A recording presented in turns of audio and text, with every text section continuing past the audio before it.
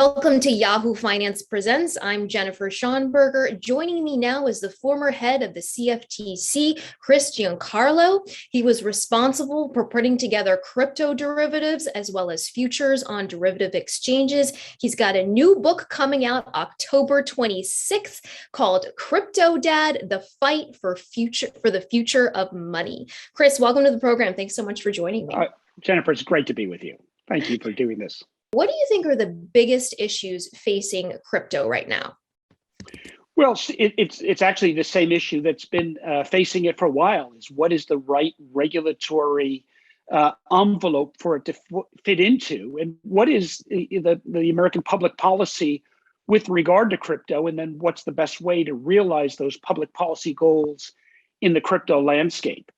As I explained in my book, I believe that the emergence of crypto is very big. This is a multi-generational change in the nature of finance and the nature of money. The internet is going to do to finance and money itself what it's done to retail shopping, what it's done to information, what it's done to journalism, what it's done to so many walks of life.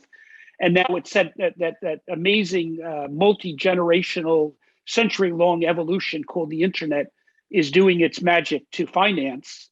Yeah, I want to get back to you on the innovation and the potential economic ripple effects. But before that, let's drill down on the regulatory piece. Like you said, we keep hearing the space needs to be regulated, but what does that tangibly look like to you? What is it that agencies and Congress need to do now? Well, so let's start with the landscape pre-crypto. We've got statutes that were written in the 1930s, 90-year-old statutes that were written for an analog face-to-face financial world. And we've been repurposing them, utilizing them for a lot of innovation. But now we've got something that's fundamentally different than what we've had before. And we need to think about whether those regulatory schemes, without any further amendment, are fit for purpose, or whether we do need to make some adjustments to them to better accommodate this technology. But it all starts with deciding, do we want to use this technology to modernize, as I think we should, to modernize what's really a pretty antiquated financial system? You know, our financial system is durable and venerable, but it's old and it's creaky and it's showing its age. It's under-inclusive. A good portion of our fellow citizens don't have access to a full range of financial services. It's slow. I mean, you know, taking 3 days to cash a check and for small businesses to wait 30 days for payment is a burden on the economy. And it's expensive. The cost of transactions cost Americans 5 or 6% a year of GDP. Okay, so how do we apply? You say the current financial regulations are too antiquated. So it sounds like we need a whole new set of regulations that don't stifle regulation. What could that look like? Well, I think it's a combination. I think it's a combination of using what we have, as we did at the CFTC, to further innovation. But it's also, we also need some changes to them that take those regulatory structures and make them more adaptable to a new world. Okay, so do you think crypto exchanges like Coinbase should be required to be registered with the SEC?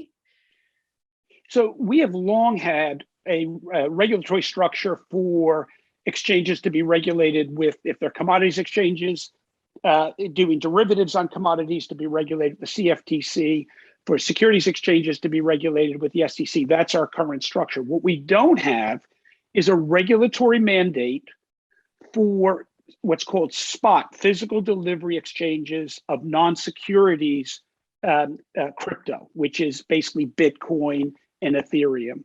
So I believe that's a gap in our 90-year-old structure. So one of the first steps I think Congress should do is have a regulatory regime for non-securities crypto, and it should be one that recognizes the difference of this innovation, focuses on investor protection, as our regulation of exchanges does, but gives it a holistic approach that is not trying to stifle this innovation, but allows it to flourish, but in a safe and a well-regulated manner. You mentioned digital currencies. The U.S. Federal Reserve considering a central bank digital currency. They're doing due diligence on the pros and cons. China has already launched its own. For the US to remain a global economic dominating power, do we need to adopt a central bank digital currency to ensure our competitiveness, to ensure that we continue to lead the economic race? Is this the new space race, if you will? So I wrote an op-ed in the Wall Street Journal 2 years ago, in which 2 years ago this month, in fact, in which I said it is the new space race. That China's launching of its ECNY, its digital currency, is the equivalent of Russia launching Sputnik. And the rest of the world is experimenting with digital currency. I don't know if the United States absolutely needs to adopt a central bank digital currency this year or next year, but the United States absolutely needs to be at the leadership table in developing this innovation. You know, we have the world's strongest currency, the most important currency right now, but technological modernization of any infrastructure is always a good thing. You know, in the United States, we've taken for granted our physical infrastructure for way too long. Our bridges and our tunnels and our airports, which were once state of the art, have all fallen behind the times and are no longer global standards. Are we going to allow our money as well to fall behind the times when the rest of the world is moving rapidly forward in creating digital tokenized based money? Yeah, to your point, do we need to be thinking about, the digital currency and the technology that underpins all of this as not just, a new payment system and a new way to wring out costs and, as you said, perhaps help with financial inclusion, but as a new way to drive economic growth? For so long, we've had low productivity here in the United States. Could this be the go-go 90s internet next phase that we've been waiting for? Jennifer, you are so right. This is much more than about digital currency. This and China sees this much more than about digital currency. They see this as a way to create the world's first fully integrated, fully networked digital economy. All transactions in their economy, whether it be securities transactions, future transactions, commercial lending, commercial payments, retail payments, will be fully networked with their digital currency as almost the software operating system for a digital economy. And that will wring huge amounts of percentage points out of cost and latency out of their economy. It will drive the world's fastest growing economy into hyperdrive in terms of speed and efficiency. And we talk about currency zones. We talk about the dollar zone in North and South America. We talk about the Eurozone. Those are zones of informal influence. They're zones of sort of analog importance of one currency compared to another. They're not fully networked digital zones of networking. And what China is going to build is a fully networked currency zone. We're going to talk about currency zones in the future as fully digital networks. And the United States needs to be thinking about the role of the dollar in worlds where you have fully networked currency zones. And that's what we need to be exploring this in the United States as well. Do you think we ever get to the point where we're using cryptocurrencies like Bitcoin to purchase shampoo or exchange dollars for crypto?